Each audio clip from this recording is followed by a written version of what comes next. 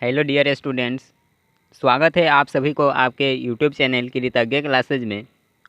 तो दोस्तों, हम लोग 10th क्लास हिस्ट्री के चैप्टर वाइज ऑब्जेक्टिव क्वेश्चन को कर रहे थे।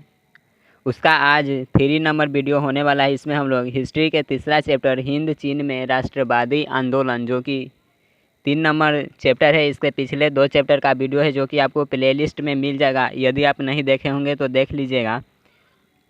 तो आज हम लोग इसके 3 नंबर चैप्टर में यहाँ पे 40 ऑब्जेक्टिव क्वेश्चन को करेंगे। बहुत ही इम्पोर्टेंट ऑब्जेक्टिव है, तो आप लोग इसे अंत तक ज़रूर देखिए और चैनल पे न्यू हो तो सब्सक्राइब कर लीजिए और बगल के बेल आइकन पे क्लिक करके ऑल पे सिलेक्ट कीजिए, जिससे आपको रेगुलर वीडियो के नोटिफिकेशन मिलते रहेंगे।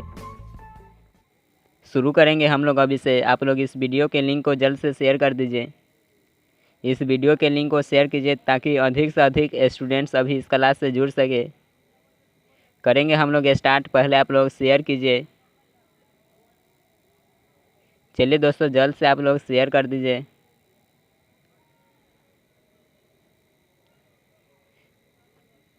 करेंगे हम लोग यहाँ पे शुरू। देखेंगे यहाँ पे फर्स्ट क्वेश्चन है, वियतनाम में टोकन फ्री स्कूल की स्थापना हुई थी। फर्स्ट क्वेश्चन है कि वियतनाम में टोकन फ्री स्कूल की स्थापना कब हुई थी। ऑप्शन देखेंगे। ऑप्शन ए है 1907 में, ऑप्शन बी 1908 में, ऑप्शन डी 1910 में और ऑप्शन डी दिया है 1911 में। इसका आंसर आप लोग नीचे लाइव चैट में दीजिएगा जल्द से। बताइए वियतनाम में टोकन फ्री स्कूल की स्थापना कब हुई थी। तो दोस्तों, वियतनाम में जो टोकन फ्री स्कूल है इसकी स्थापना 1910 ईस्वी में हुआ था। ऑप्शन नंबर सी इसका करेक्ट आंसर है। आगे देखिएगा, यहाँ पे सेकेंड क्वेश्चन है। सेकेंड क्वेश्चन है कि the history of the loss of Vietnam किसने लिखा। ऑप्शन ए है Ho Chi Minh, option B Phan Boi Chau, option C Quang और ऑप्शन डी है त्रिव। The history of the Laos किसने लिखा है। The history of the Laos of Vietnam यह पुस्तक है जो कि फान बोई चाउ के द्वारा लिखा गया है। यहाँ पे ऑप्शन नंबर बी इसका करेक्ट है। आगे देखिएगा 3 नंबर क्वेश्चन। 3 नंबर क्वेश्चन दिया है कि अंकोर वाट का मंदिर कहाँ स्थित है। Option A Vietnam, option B Thailand, option C Laos और ऑप्शन डी है कंबोडिया। जल्द से आप लोग इसका आंसर दीजिएगा, क्या होगा। अंकोर वाट का मंदिर कहाँ पे स्थित है। यदि आप इस वीडियो को बाद में देख रहे हैं तो नीचे कमेंट बॉक्स में आंसर देते रहिएगा, अंत तक ज़रूर देखिए। तो अंकोर वाट का मंदिर है जो कि अंकोर वाट का मंदिर यह कंबोडिया में स्थित है। ऑप्शन नंबर यहाँ पे देखेंगे तो डी इसका करेक्ट आंसर है। आगे देखिएगा 4 नंबर क्वेश्चन। 4 नंबर क्वेश्चन है कि हिंद चीन पहुँचने वाले प्रथम व्यापारी कौन थे। हिंद चीन पहुँचने वाले प्रथम व्यापारी थे वो कौन थे। ऑप्शन ए है अंग्रेज, ऑप्शन बी फ्रांसीसी, ऑप्शन डी है, ऑप्शन सी है पुर्तगाली और ऑप्शन डी डच। आंसर दीजिएगा, क्या होगा। हिंद चीन पहुंचने वाले प्रथम व्यापारी, जल्द से बताइएगा 4 नंबर का। दोस्तों, हिंद चीन पहुंचने वाले जो प्रथम व्यापारी था वहां पे हिंद चीन में पहुंचा था वह पुर्तगाली था। ऑप्शन नंबर सी इसका करेक्ट आंसर है। आगे देखिएगा 5 नंबर क्वेश्चन। इंडो चाइना को किस देश ने अपना उपनिवेश के रूप में विकसित किया। क्वेश्चन है कि इंडो चाइना को किस देश ने अपने उपनिवेश के रूप में विकसित किया। ऑप्शन ए है ब्रिटेन, ऑप्शन बी चीन, ऑप्शन सी जापान और ऑप्शन डी फ्रांस। जल्द से आंसर दीजिएगा 5 नंबर क्वेश्चन का। इंडो चाइना को किस देश ने अपने उपनिवेश के रूप में विकसित किया। तो यह फ्रांस था जो कि इंडो चाइना को विकसित किया था। ऑप्शन नंबर डी इसका राइट आंसर है। आगे देखिएगा 6 नंबर क्वेश्चन। 6 नंबर क्वेश्चन है कि नियो लियो हक्सत किसकी राजनीतिक पार्टी थी। नियो लियो हक्सत किसकी राजनीतिक पार्टी थी। ऑप्शन ए वियतनाम मिन्ह की, ऑप्शन बी वियतकांग की, ऑप्शन सी पाथेट लाओ की, ऑप्शन डी इनमें से कोई नहीं। नियो लियो हक्सत किसकी राजनीतिक पार्टी थी। जल्द से इसका आंसर दीजिएगा। दोस्तों, नियो लियो हक्सत था जो कि पाथेट लाओ की राजनीतिक पार्टी था। ऑप्शन नंबर सी इसका करेक्ट आंसर है। नेक्स्ट देखिएगा 7 नंबर क्वेश्चन। वियतनाम में जोकिंग फ्री जोकिन फ्री नहीं होगा, यहाँ पे तोकिंग फ्री होगा। यहाँ पे ठीक कर लीजिएगा, होगा वियतनाम में तोकिन फ्री स्कूल किस उद्देश्य से स्थापित किया गया।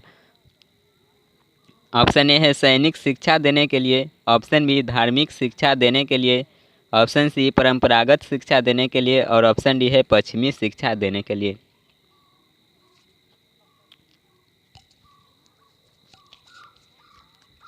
वियतनाम में टोकन फ्री स्कूल किस उद्देश्य से स्थापित किया गया था। तो यह पश्चिमी शिक्षा देने के लिए स्थापित किया गया था। ऑप्शन नंबर डी इसका करेक्ट आंसर है। आगे देखिएगा 8 नंबर क्वेश्चन। 8 नंबर क्वेश्चन है कि संयुक्त वियतनाम का गठन किस वर्ष हुआ। ऑप्शन ए 1954 में, ऑप्शन बी 1968 में, ऑप्शन सी 1974 में और ऑप्शन डी है 1975 में। संयुक्त वियतनाम का गठन किस वर्ष हुआ।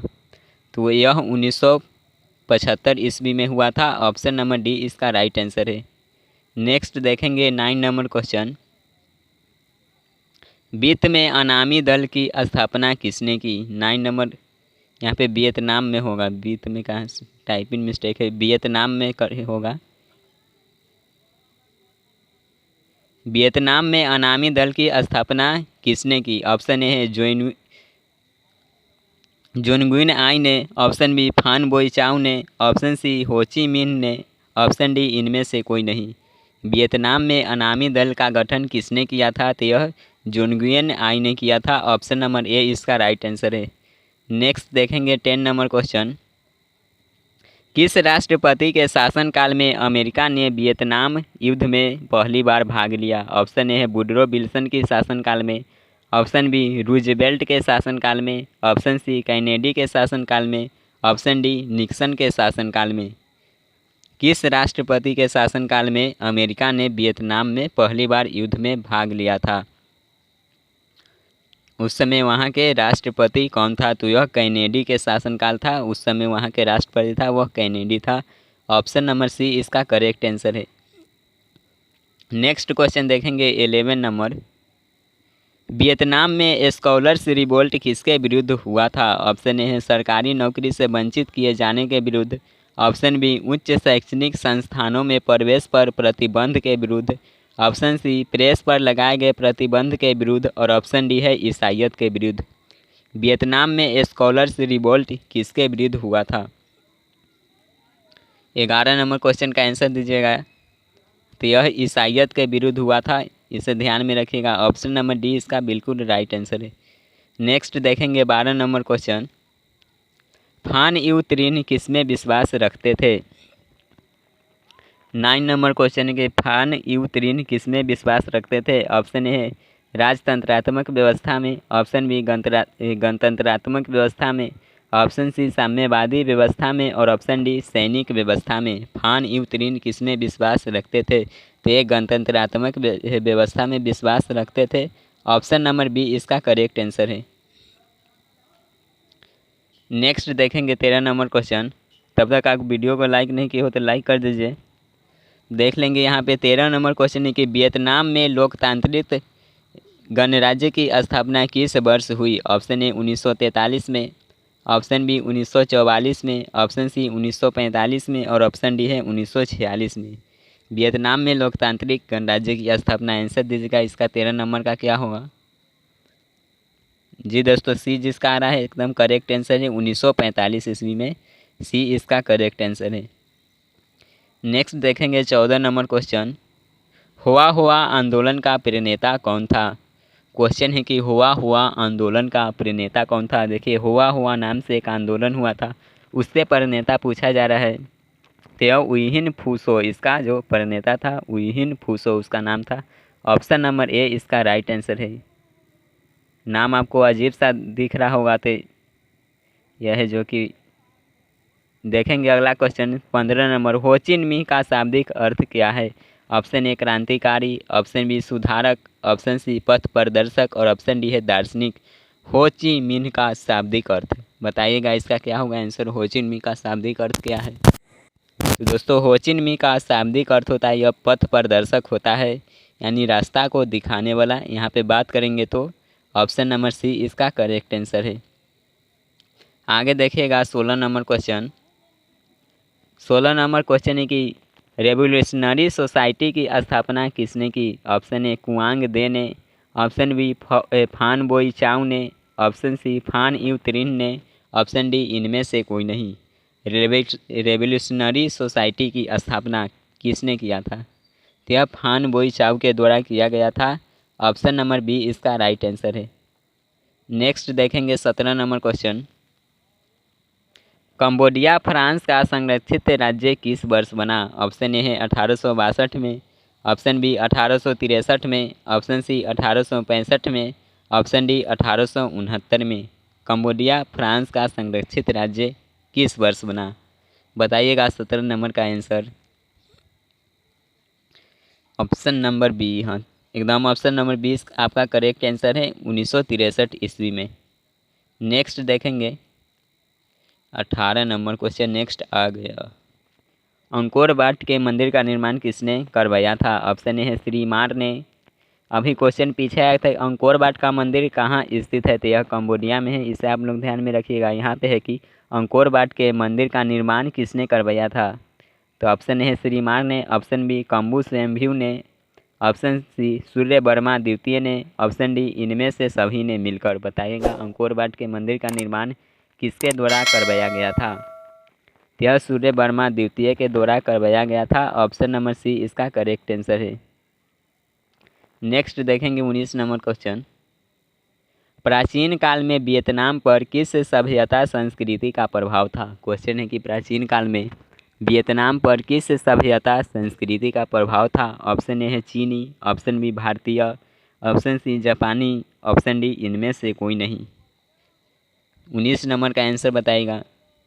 तो यहाँ पे वियतनाम की बात करें तो वहाँ पे चीन की सभ्यता संस्कृति का प्रभाव था। ऑप्शन नंबर ए इसका बिल्कुल करेक्ट आंसर है। नेक्स्ट देखेंगे 20 नंबर क्वेश्चन। लाल खमेर सेना की डैश थी? क्वेश्चन ये है कि लाल खमेर सेना की क्या थी, यानी ऑप्शन ए है कैप्टन कांगली की, ऑप्शन बी सिन्हानुक की, ऑप्शन सी पोल पोट की और ऑप्शन डी है हेंग सामरिन की। लाल खमेर सेना की डैश थी। 20 नंबर क्वेश्चन देखेंगे तो यह हेंग सामरिन की थी। ऑप्शन नंबर डी इसका करेक्ट आंसर है। 20 का ऑप्शन डी करेक्ट है। नेक्स्ट देखेंगे 21 नंबर। मार्च 1946 में फ्रांस एवं वियतनाम के बीच होने वाला समझौता किस नाम से जाना जाता है? क्वेश्चन है कि मार्च 1946 में जो फ्रांस और वियतनाम के बीच समझौता हुआ वह किस नाम से जाना जाता है? ऑप्शन देखेंगे, ए है जिनेवा समझौता, ऑप्शन बी हनोई समझौता, ऑप्शन सी पेरिस समझौता और ऑप्शन डी है हो चिन मी। 21 का करेक्ट आंसर हो जाएगा हनोई समझौता। 1946 में जो फ्रांस और वियतनाम के बीच ये समझौता हुआ था वह हनोई समझौता के नाम से जाना जाता है। ऑप्शन नंबर बी इसका राइट आंसर है। नेक्स्ट देखिएगा 22 नंबर क्वेश्चन। किस प्रसिद्ध दार्शनिक ने एक अदालत लगाकर अमेरिका को वियतनाम युद्ध के लिए दोषी करार दिया? Option A Russell, option B Ho Chi Minh, option C Norodom Sihanouk और ऑप्शन डी रूसो। किस प्रसिद्ध दार्शनिक ने अदालत लगाकर अमेरिका को वियतनाम युद्ध के लिए दोषी करार दिया था? 22 नंबर। यह था जो कि रसेल था। यह एक दार्शनिक है जो कि अमेरिका को वियतनाम युद्ध के लिए दोषी करारा था। ऑप्शन नंबर ए इसका करेक्ट आंसर है। नेक्स्ट देखिएगा 23 नंबर क्वेश्चन। हिंद चीन क्षेत्र में अंतिम युद्ध समाप्ति के समय अमेरिका यानी अमेरिका के राष्ट्रपति कौन था? ऑप्शन ए है Washington, option B Nixon, option C George Bush, option D Roosevelt. हिंद चीन क्षेत्र में अंतिम युद्ध की समाप्ति हुई थी उस समय अमेरिका के राष्ट्रपति कौन था? तो यह राष्ट्रपति निक्सन था। ऑप्शन नंबर बी इसका करेक्ट आंसर है। नेक्स्ट 24 नंबर क्वेश्चन देखिएगा। 24 नंबर क्वेश्चन है कि हुआ हुआ आंदोलन किस प्रकृति का था? हुआ हुआ आंदोलन किस प्रकृति था? तो ऑप्शन है क्रांतिकारी, ऑप्शन बी धार्मिक, ऑप्शन सी समाजवादी दर्शक और ऑप्शन डी है क्रांतिकारी धार्मिक। हुआ हुआ आंदोलन हुआ था जो कि किस प्रकृति था? तो यह एक क्रांतिकारी धार्मिक आंदोलन था। ऑप्शन नंबर बी इसका डी करेक्ट है। ऑप्शन नंबर डी इसका करेक्ट आंसर है। नेक्स्ट 25 नंबर देखेंगे।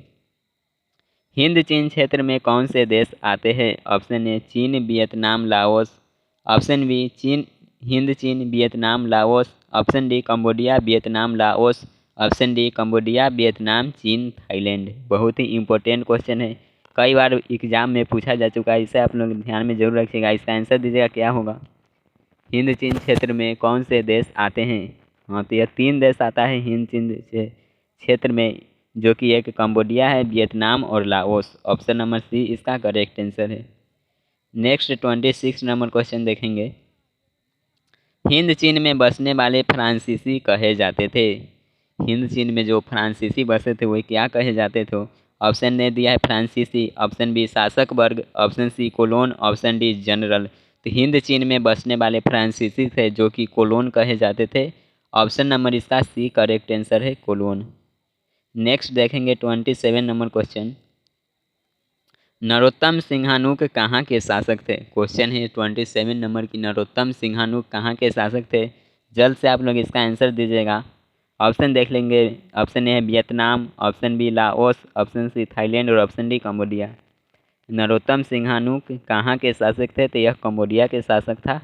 ऑप्शन नंबर डी इसका बिल्कुल करेक्ट आंसर है। नेक्स्ट देखिएगा 28 नंबर। किस वर्ष रूस एवं चीन ने वियतनाम गणराज्य को मान्यता दे दी।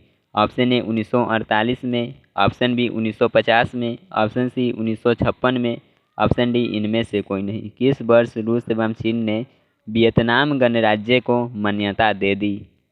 तो यह 1950 ईस्वी में मान्यता दिया गया था। ऑप्शन नंबर इसका बी करेक्ट आंसर है। आगे की ओर देखेंगे 29 नंबर क्वेश्चन। पोल पोट नामक अतिवादी संगठन का उदय कहाँ हुआ था। ऑप्शन ए है Cambodia, option B Laos, option C चीन और ऑप्शन डी इनमें से कोई नहीं। पोल पोट नामक अतिवादी संगठन का उदय कहाँ पे हुआ था। पोल पोट नामक अतिवादी जो संगठन था उसका निर्माण हुआ था, यह कंबोडिया के अंदर हुआ था। ऑप्शन नंबर ए इसका राइट आंसर है, ऑप्शन ए कंबोडिया। नेक्स्ट देखिएगा 30 नंबर क्वेश्चन। एजेंट ऑरेंज क्या है। ऑप्शन ए है युद्ध विमान, ऑप्शन बी रासायनिक हथियार, option C missile, option D इनमें से कोई नहीं। एजेंट ऑरेंज क्या है, तो यह रासायनिक हथियार है। ऑप्शन नंबर बी इसका बिल्कुल करेक्ट आंसर हो जाएगा। नेक्स्ट 31 नंबर क्वेश्चन देखेंगे। माइली गांव न्यून में कहाँ स्थित थी। ऑप्शन ए उत्तरी वियतनाम, ऑप्शन बी दक्षिणी Vietnam, option C Cambodia, option D Laos. जब ये चैप्टर पढ़ेगा तो इसमें माइली गांव की घटना का वर्णन मिलेगा। तो यही है कि माइली गांव है जो कि कहाँ पे स्थित था, तो यह दक्षिणी वियतनाम में स्थित था माइली गांव। ऑप्शन नंबर बी इसका राइट आंसर है। आगे की ओर देखेंगे 32 नंबर क्वेश्चन।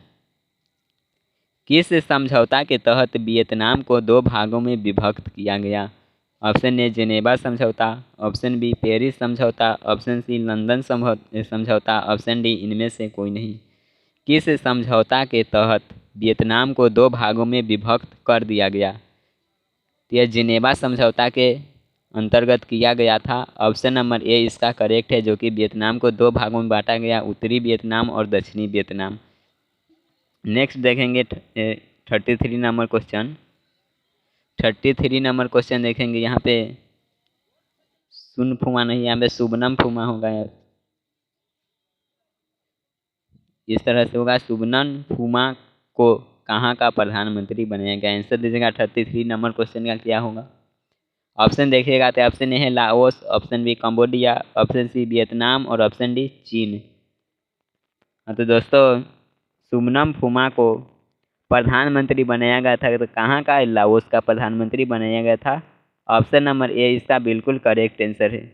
नेक्स्ट देखेंगे 34 नंबर क्वेश्चन। ऑप्शन बी चीन एवं कंबोडिया, ऑप्शन सी कंबोडिया एवं रूस और ऑप्शन डी है इनमें से कोई नहीं। यहाँ पे आपको साउंड में थोड़ी सी नॉइज सुनाई दे रहा होगा, इसे एडजस्ट कर लीजिएगा। 34 नंबर का आंसर हो जाएगा म्यांमार एवं चीन। हिंद चीन की जो उत्तरी सीमा छूती है वह म्यांमार एवं चीन से छूती है।